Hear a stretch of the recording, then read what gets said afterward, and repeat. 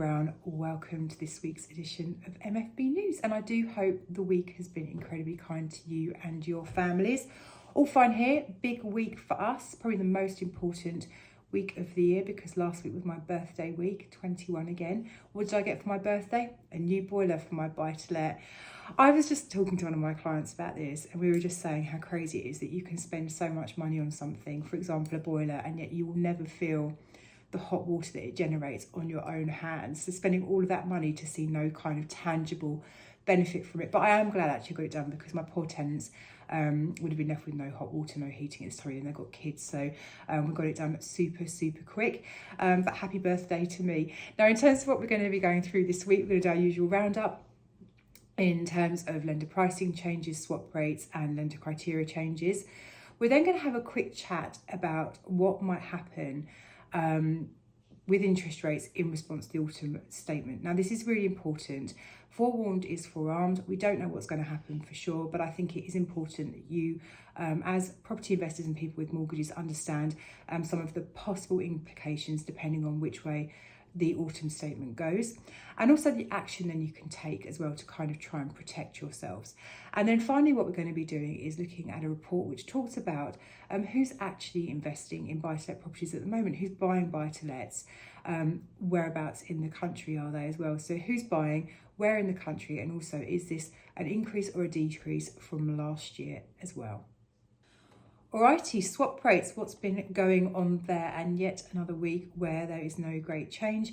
And as I mentioned in previous weeks, this is a good thing because given the kind of rumour mill that is going around with regards to the autumn statement, the markets could be forgiven for having a bit of a knee-jerk reaction and jumping upwards, which they haven't done. So that is to be applauded. So where are we? So 2-year swaps 3.67, which is ever so slightly down from 1 month ago when they were at 3.7. and down from 1 year ago when they were at 4%. So actually year on year, we're sort of circa 0.33% lower on 2-year swaps. 5 years at 3.74, so actually still very sticky, slightly elevated compared to last week, but pretty much identical to where they were 1 month ago and only ever so slightly lower. So 1 year ago, 5-year swaps were at 3.8. So basically month on month and year on year, things haven't really moved. So like I say, obviously we are desperate, as you are, for swap rates to come down because that will drive down your fixed rates. But they're not moving because of, I guess, really the challenges that the MPC will be facing with regards to what to do about base rate, with regards to the very sticky inflation we've got, unemployment, wage growth, all those kinds of things that sort of kind of go into the MPC. But also we need to think about the bond market. So we're going to talk a bit more about that in a minute because gilt rates actually also factor into swap rates. So yeah, I think realistically at the moment we are where we are, but actually things could change. And like I say, we're going to have a chat about the kind of what is from the autumn statement in a moment. Okay, so in terms of lender pricing changes, in spite of what I've just said, we have seen some pricing changes which have been downwards across the board actually this week. So what have we seen? We've seen the Market Harborough Building Society reduce rates by up to 0.2%. Market Harborough are they're quite unusual. So despite being a very small society, actually their lending proposition is relatively racy. So we know the guy that kind of runs it there, very good, very experienced, used to work at Paragon. And Market Harborough really can do some quite unusual things. So we're looking at things like expats, for example. We don't do loads with them because despite the fact that we do at MFB seem to come across clients with more unusual situations, I guess because we're quite a specialist brokerage, although we obviously deal with people who have very normal situations as well. We don't tend to find that they are kind of fitting of Market Harborough, but very good lender, dropping rates. We've seen the Family Building Society reduce rates by up to 0.1%. The Family are again another unusual outlier, a small sort of friendly, unsurprisingly, building society who have a fairly specialist buy-to-let offering. Where these guys really come into their own, in my opinion, would be two things. First thing is that actually they are the only lender at the moment who have an offset offering for buy-to-lets, and we'll talk about that on another video, I'm sure. And secondly, their underwriting is very kind of manual, so there's no automated decisioning process. Algorithms aren't making their lending decisions for them. And I'm not saying that if a lender does have algorithms making their decisions, that's a bad thing, incidentally, but it kind of makes things relatively narrow.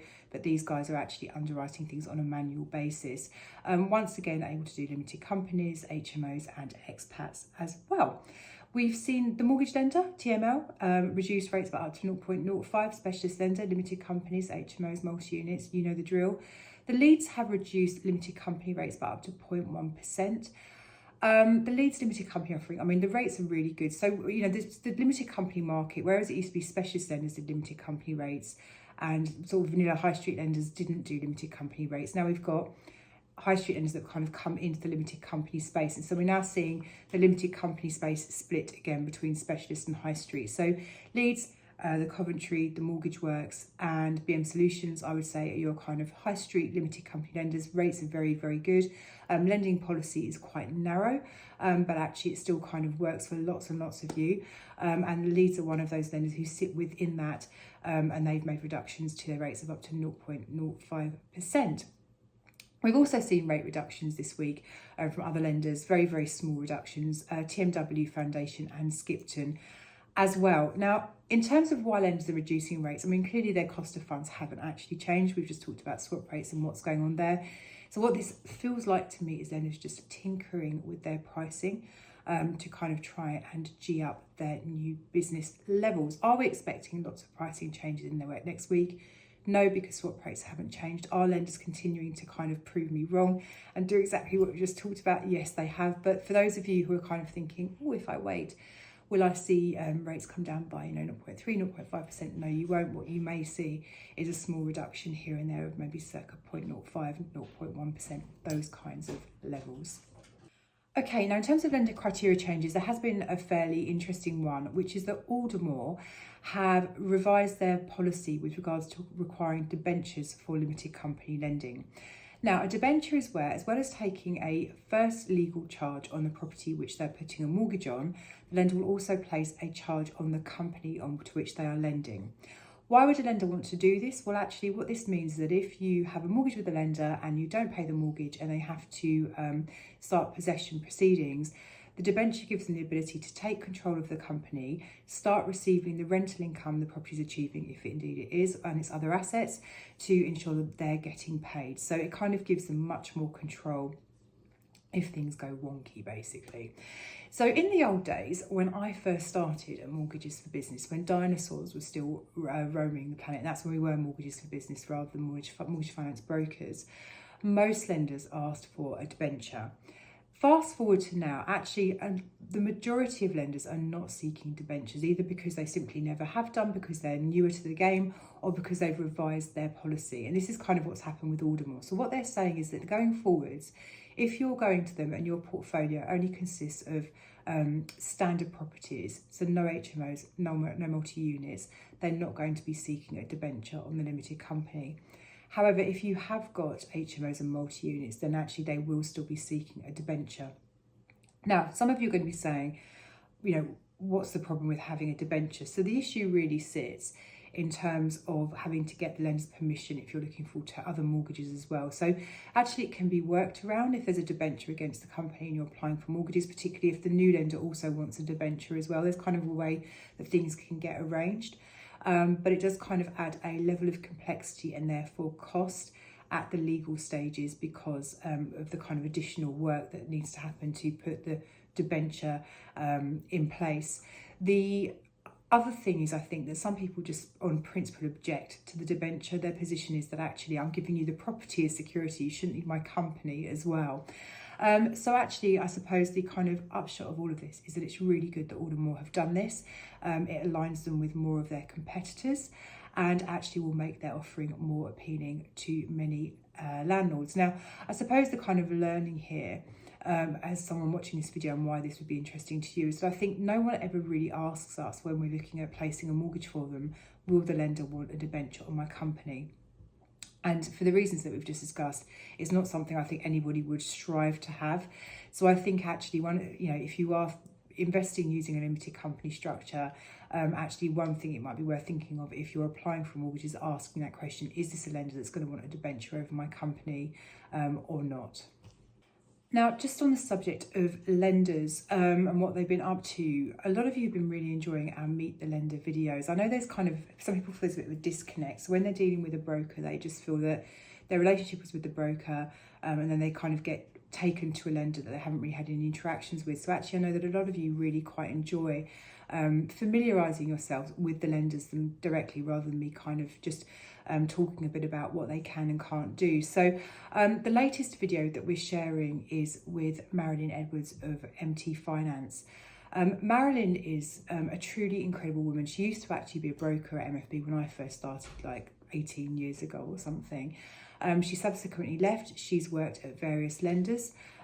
She also went and worked as a commercial broker for a while as well. So she's kind of got experience from all parts of the industry. When she was working at lenders, she worked for a kind of very sort of high street institution. She also worked for probably the most challenger of challenger banks, Together Money as well. So she's got a really vast array of experience. Now she's running MT Finance's buy-to-let arm. Definitely a specialist lender, but they are really kind of there to try and lend money to those people whose situations are maybe not necessarily straightforward. So really, really fantastic time talking with her as well. And one of the things that she touched on, which I hadn't ever really considered, was how the decent home standard could potentially shape the future for how valuations are done. So most of us on our travels will have had a less than positive experience with the valuation because the valuer simply maybe didn't feel that the property that they were valuing was suitable security, wasn't worth the figure that we thought it was, those kinds of things. So in this video, one of the things that Marilyn does touch on is a possible positive from the Renters' Rights Bill as to how the decent home standards may actually have a kind of possibility of shaping how valuations are done in the future. And here's a little excerpt to whet your appetite. In terms of the changes themselves, from a non-lender's perspective, or maybe even a little bit from a lender's perspective, there's lots of things that I suppose I agree with, I disagree with. It's very much done in the tenant's favour, but certain parts of it are beneficial to the landlord.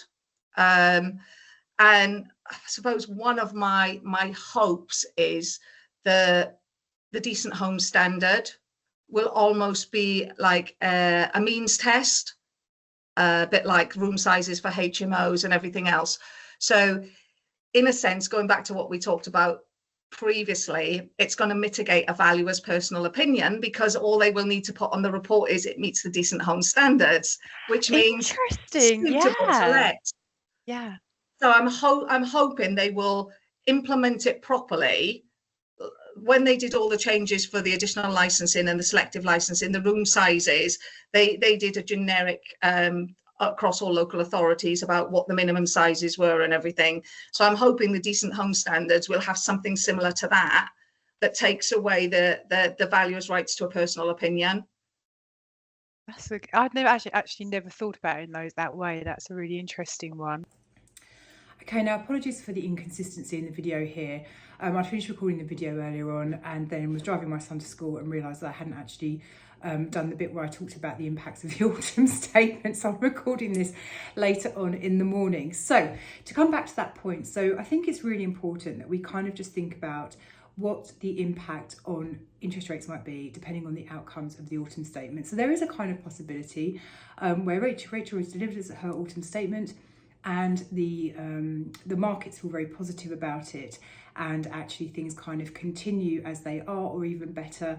You know, the gilt rates, and this is what we're really focused on, come down. So the gilt rates are essentially the rates of interest that the government pay for issuing bonds, the rate of interest they're paying for investors. So investors will essentially buy bonds or gilts from the UK government, and the government will pay them a rate of interest in return.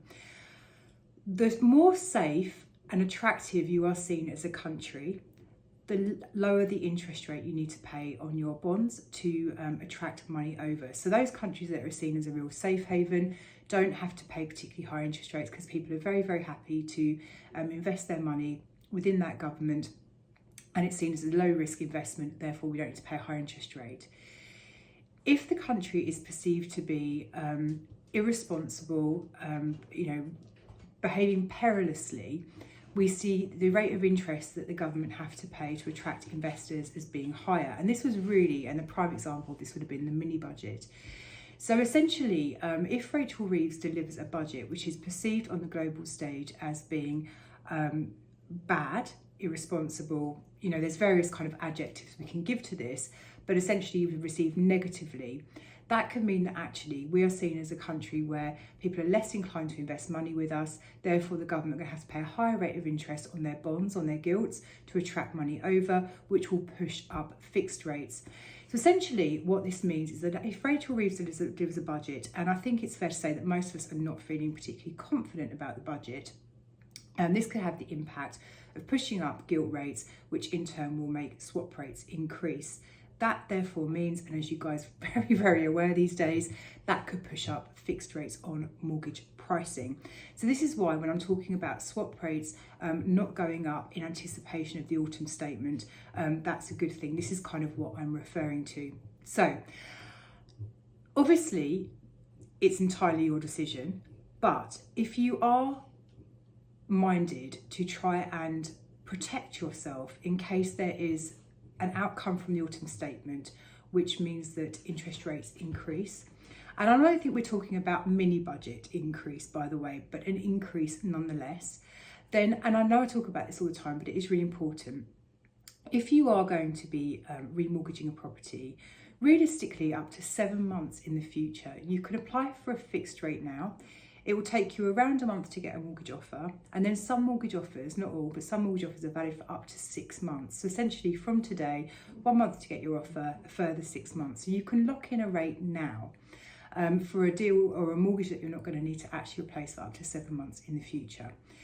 If interest rates go up because of the autumn statement or any of the millions of other things that kind of go on in the ether, that means that you've locked in the rate at today's pricing. However, if interest rates were to come down, as we talk about often, most lenders will allow you to take a rate from their product set at any point before completion, even if it's lower than the one you originally applied for. So essentially by applying for a mortgage now, you are safeguarding your position, you're buying yourself a worst case scenario, but you stand to benefit if rates do come down. Now, is it free to switch your mortgage over to a new deal with the same lender? Generally speaking, yes, some lenders will charge administration fees, and it does vary from sort of like £150 up to £500. So this isn't going to work for absolutely every lender. And so it's worth, if you're thinking about making an application, asking those questions. How long is the mortgage offer going to be valid for? Is it 3 months or 6 months? And if I do want to change my rate during the application process, how much is the lender going to charge me for doing so? But we're seeing our clients, and all of you guys, you're doing so well, you're getting really attuned to this. So people are phoning us up and saying, I'm due to complete on my mortgage in a few weeks' time, but actually has the lender's rates come down? Can you have a look? And we're trying to proactively check this for people as well. But obviously, you know, you're very, very able to give us a call and get us to check on your behalf. Or if you're dealing with another brokerage, do the same thing. So there you go, one possible outcome of the autumn statement. Like I say, it could be fine. It could be actually a brilliant autumn statement. It could mean that swap rates come down. But I think, you know, it's fair to say that most of us aren't feeling particularly optimistic about this, in which case it might be worth just really keeping your mind attuned to the fact that interest rates could react adversely. Now, a lot of you would be forgiven for thinking that there's not a huge amount of people buying buy-to-let properties at the moment, but actually in a recent report by Hamptons, which is their monthly lettings index, they actually beg to differ on this point. So the first thing they sort of talk about is that millennial landlords now account for a record 50% of shareholders in new buy-to-let limited companies so far this year. So new companies have been set up. So millennials are actually now really coming to the fore in terms of being the new buy-to-let investors. Hamptons says it estimates that they will set up 33,395 new buy-to-let companies in 2025, which represents more than twice the number incorporated in 2020, just to kind of give you a perspective on the scale of how the number of millennial buy-to-let limited company investors has kind of grown. So far this year, 75% of shareholders in new companies were under the age of 50, which is a 68% rise from 1 decade ago. Elsewhere, their lettings index shows that investor activity is increasingly concentrated in the north of England, where obviously yields are higher and stamp duty costs are lower. It found that 28.4% of homes sold in the northeast were bought by a landlord in Q3 2025, compared to just 8% in London. So actually, in the northeast, over 1/4 of all homes sold were acquired by property investors. This number is just 8% in London. In addition, the share of homes bought by a landlord remained unchanged from the last year, despite the increase in the second home stamp duty surcharge. The latest data shows that nationally, landlords accounted for 11.3% of purchases in Q3 2025, which is actually a slight increase from the same time last year. So actually the number of overall people buying properties of all property transactions, 11.3%, which is broadly the same or marginally up from the same time last year. However, what this report also really tells us, these purchases are increasingly concentrated outside the south of England. So together, London, the southeast, the southwest and the east of England accounted for just 34% of investor purchases across England and Wales in Q3 2025. As recently as 2016, these regions had accounted for 50% of purchases. The number of people investing in the kind of south and southeast of the UK has really dropped down, but in the rest of the country, it's actually kind of really gained momentum.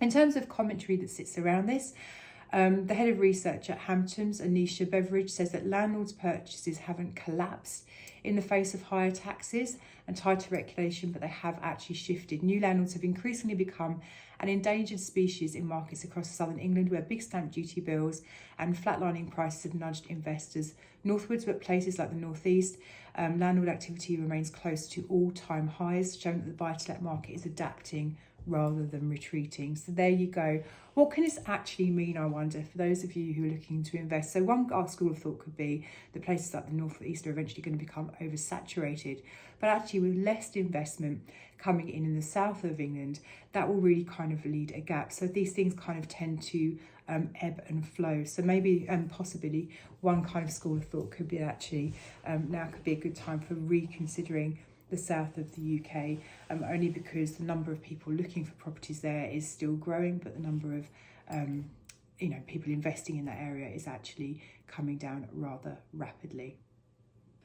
And that's us, another week in the bag. If you have any questions, we would absolutely love to speak to you. 0345 345 6788. And as always, our website is open 24 hours a day, 7 days a week. There's loads of great information on there. If you have any questions or comments on this video, anything you want us to cover off, you can just leave a note in the comments. We are so happy to try and tailor this to fit around those people who spend their time and invest their time having a watch or a listen. But until then, do have a fantastic week. Do look after yourselves, and I'll see you next Wednesday.